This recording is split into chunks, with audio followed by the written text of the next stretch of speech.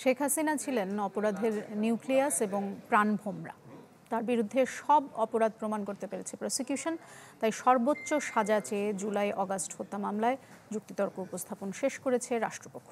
পাশাপাশি আসাদুজ্জামান খান কামালেরও সর্বোচ্চ সাজা চাওয়া হয়েছে। তবে রাজসাক্ষী মামুনের সাজার সিদ্ধান্ত আদালতের ওপর ছেড়ে দিয়েছে প্রসিকিউশন। এ সময় অপরাধীদের সম্পত্তি বিক্রি করে জুলাই আন্দোলনে হতাহতদের দেয়ার আবেদন করা হয়।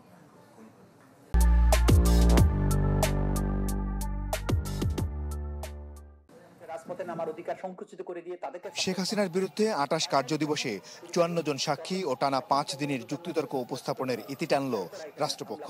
যেখানে শেষ দিনের যুক্তিতর্কে চিফ প্রসিকিউটর বলেন, এতগুলো মানুষ মারার পরও শেখ হাসিনার কোনো অনুশোচনা নেই। যেহেতু তিনি অপরাধের নিউক্লিয়াস, কাজেই তাকে সর্বোচ্চ সাজা দিতেই হবে। তিনি অপরাধের নিউক্লিয়াস ছিলেন, তাকে চরম দণ্ড এই আইনে যেটা আছে সেটাই দেয়া শ্রেয়। যেহেতু অন্তত যদি প্রত্যেকটি হত্যার দায়ে একবার করে মৃত্যুদণ্ড হয়, তাহলে ১৪০০ মানুষকে হত্যার দায়ে অন্তত ১৪০০ বার মৃত্যুদণ্ড হওয়া উচিত। কিন্তু যেহেতু হিউম্যানলি এটা পসিবল না, অন্তত তাকে যদি একবার চরমদণ্ড না দেওয়া হয়, এটা অবিচার করা হবে। শুধু শেখ হাসিনা নয়, আসাদুজ্জামান খান কামালকেও কোনো অনুকম্পা না দেখিয়ে সর্বোচ্চ সাজা চায় প্রসিকিউশন।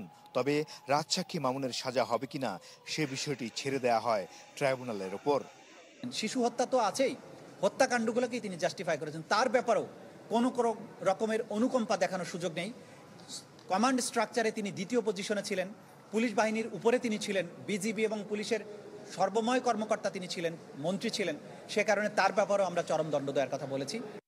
সোমবার এই মামলায় শেখ হাসিনা ও আসাদুজ্জামান খান কামালের পক্ষে যুক্তিতর্ক তুলে ধরবে স্টেট ডিফেন্স। পরে যুক্তি খণ্ডন করবে প্রসিকিউশন। এরপরই রায়ের দিন দেবেন ট্রাইব্যুনাল। মাসুদুর রহমান, চ্যানেল 24, ঢাকা।